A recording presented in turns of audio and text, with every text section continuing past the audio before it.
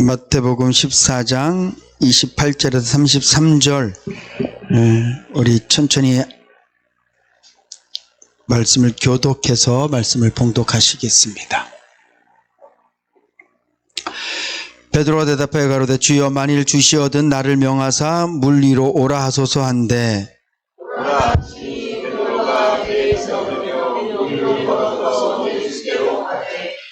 바람을 보고 무서워 빠져가는지라 소리질러 가로되 주여 나를 구원하소서 하니 예수께서 즉시 손을 내밀어 물을 붙잡으시며 가라사대 믿음이 적은 자여 왜 의심하느냐 하시고 배에 함께 오름에 바람이 그치는지라 배에 있는 사람들이 예수께 절하며 가로되 진실로 하나님의 아들을 소리다.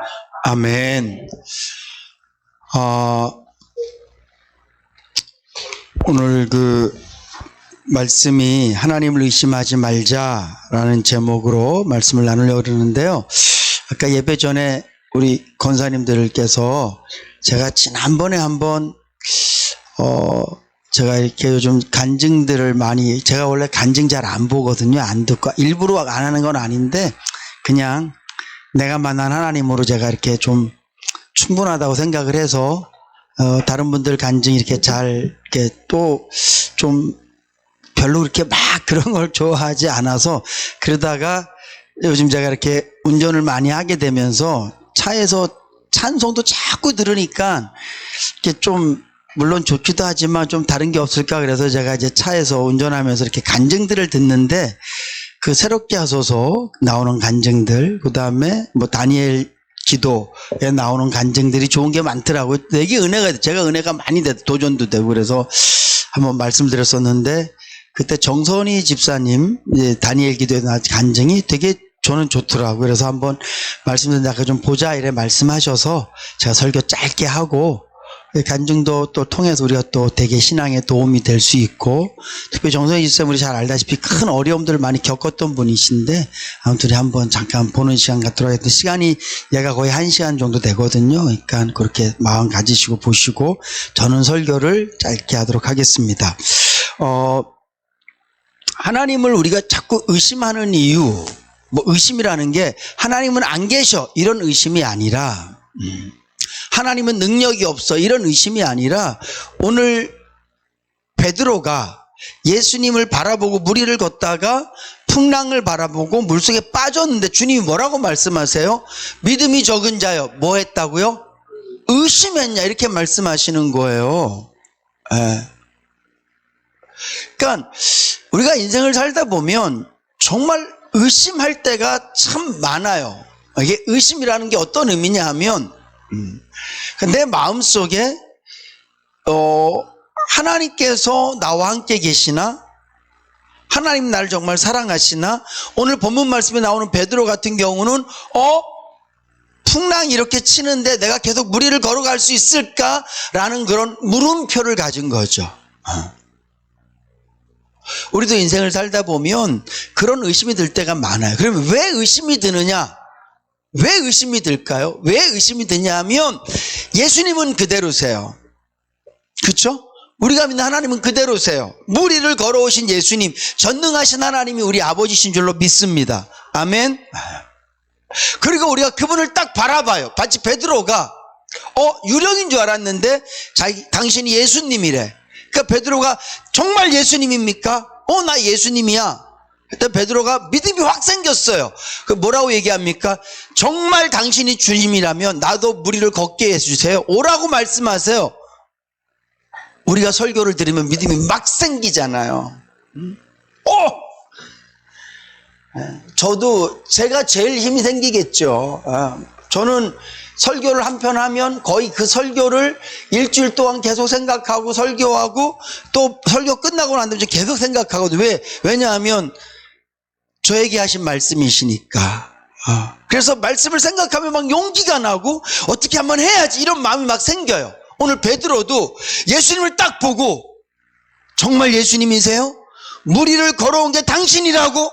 진짜? 나 맞다. 내니 두려워 마라. 그러니까 베드로가 용기가 생겼어요. 그럼 나도 오라고 그러세요. 이 말을 나도 무리를 걷게 해주세요. 이 용기가 생겼어요. 그래서 무리를 딱 내려서 정말 걸어요. 근데 중요한 거, 예수님은 여전히 능력의 하나님이시고 여전히 전능하신 하나님이세요. 그리고 나는 그 예수를 바라봄으로 말미암아 뭐가 생겼어요? 믿음이 생겼어요. 근데 제일 중요한 건 상황은 바뀌었어요? 안 바뀌었어요? 안 바뀌었어요. 이게 우리가 의심하는 가장 중요한 포인트예요. 그러니까 예수님이 물 위에 딱 걷는 순간 풍랑이 잔잔해지는 게 아니라 여전히 풍랑이 있단 말이에요. 여전히 바람이 불고 여전히 파도는 치고, 그리고 여전히 깜깜한 밤이에요. 예수님이 걸어오는데 누군지 분간이 안 될 정도로 어두운 거예요. 예수님이 가까이 왔는데도 여전히 깜깜해. 근데 중요한 건 뭐냐면 내 상황이 어떠하든지 하나님은 어떤 분이세요? 전능하신 하나님이잖아요. 그래서 우리가 그 기도할 때 전능하신 하나님을 믿고 기도해. 왜? 그분은 전능하시니까. 하나님, 비록 나는 죽을지언정 지금 내 상황은 너무너무 어렵고 정말 벼랑 끝에 나는 서 있습니다. 그렇지만 하나님은 어떤 분이세요? 전능하신 하나님이잖아요. 그러니까 우리 기도해요. 하나님한테. 하나님, 날 줄로 믿습니다. 될 줄로 믿습니다. 아멘. 그리고 딱 뛰어내렸어. 근데 중요한 건 상황은 여전히 그대로라는 거예요. 상황이. 베드로가 의심하는 이유가 어디에 있습니까? 예수님을 바라보고 의심하는 게 아니에요. 예수님이 계속 서 있을 수 있을까? 이렇게 의심하는 게 아니에요. 내가 내린 바다가 예수님이 오기 전, 다른 말로 하면 내가 예수님을 기억하기 전에 보았던 그 상황, 그리고 내가 어렵고 힘든 상황 속에서 하나님께 간절히 기도할 때 그 상황, 그리고 내가 하나님 믿습니다 하고 살아가는데 여전히 상황은 똑같은 거예요. 그래서 베드로가 물 위를 걷다가 뭘 바라보냐 하면 풍랑을 바라봤다. 이 말은 상황이 하나도 안 바뀌었다는 얘기예요. 우리를 의심하게 만드는 게 상황이에요. 내가 내 자녀를 위해서 간절히 기도하는데, 아까 여러분들은 무슨 기도하셨어요? 저는 하나님께서 신용아, 네가 마지막으로 한 번 딱 기도해라 그러신다면 전 이 기도를 하겠습니다. 그러면서 전 자녀를 위해서 기도했거든요. 하나님, 제가 보니까 돈 없어도 살겠더라고요. 저희 진짜 가난했었어요. 박보현 성도님, 저 있잖아요, 라면 3개가 우리 집 전부였을 때가 있었어요. 그거 끓여서 마지막으로 식사하자, 마지막 만찬, 마지막 식사하자. 그때 제 아내가 배가 이렇게 불렀을 때 그 라면 3개를 끓였어요. 제 아내가, 다른 분들은 다 아셔. 상황이 너무 좀 신경질 났든지 안 먹겠어 그러고 들어가더라고요. 하고 제가 어떻게 이 부족한 남편이 이거라도 먹자 그럴 만한 염치가 없어서 혼자 다 먹었어요. 먹는데 10분도 안 걸렸지 뭐. 내 아내가 불어튼 라면이라도 먹겠다고 나왔는데 그 라면이 없고 빈 냄비만 있으니까 나한테 더 화를 내더라고. 그랬었어요. 근데 지금 생각해 보면 저는 제 아내랑 한 번도 불행한 적이 없었던 것 같아요. 정민선 집사님, 부러워해도 돼. 지금도 제 아내는 정말 정말 예쁘고 아름답고, 이게 모습을 말하는 게 아니라 제가 제 아내를 사랑하기 때문에.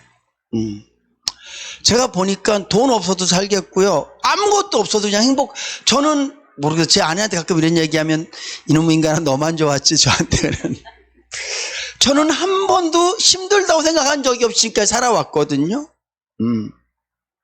저는 이 주의 일 말고 다른 일은 요즘 와서 해보는 거예요.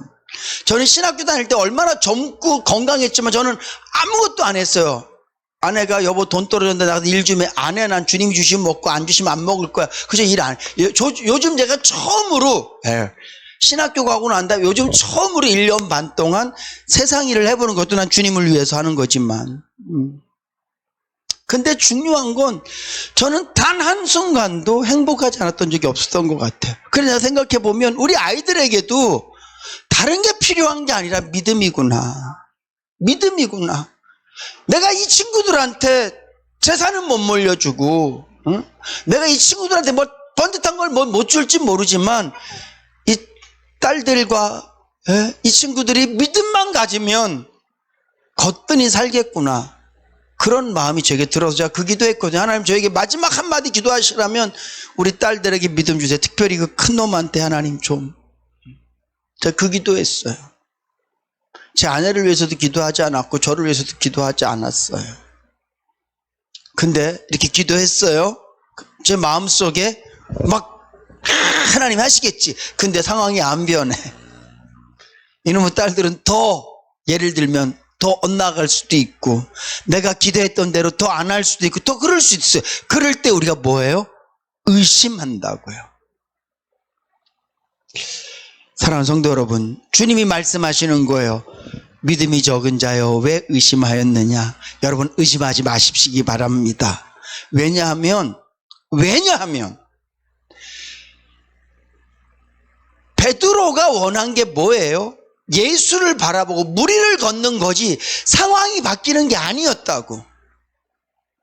예수님 풍랑을 잔잔케 해주세요라고 말한 게 아니에요. 베드로는 주님 나도 오라고 말씀하세요라고 말씀을 드린 거란 말이에요. 그러니까 베드로는 주님을 바라보는 거예요. 주님을. 오늘 저와 여러분들도 마찬가지입니다. 우리는 끝까지 주님을 바라보는 자들인 줄로 믿으시기 바랍니다. 주님은 전능하신 하나님이세요. 오전에도 말씀드렸지만 주님은 반드시 우리를 위로하시는데 신용아 힘들지 이런 위로로 끝내지 않으실 거라고요. 신용아 너 참 잘했다 이런 위로로 끝내시는 것이 아니라 반드시 우리의 기도를 하나님께서 원하시는 모양으로, 그래서 우리가 처음엔 잘 모르지만 딱 받아보고 나면 아 하나님이 이렇게 응답하셨구나 라고 우리가 느낄 수 있도록 우리를 위로하실 줄로 믿으시기 바랍니다. 환경 바라보지 마시고 계속 주님만 바라보세요. 마라톤을 이렇게 하면서 우리는 꼬린 지점만 바라보는 거지 뭘 자꾸 주변을 바라보면서 말이죠. 1등이 지나고 난 다음에 응원하는 사람 좀 줄었네. 1등이 뛰어가고 난 다음에 뭐 물이 좀 없어졌네.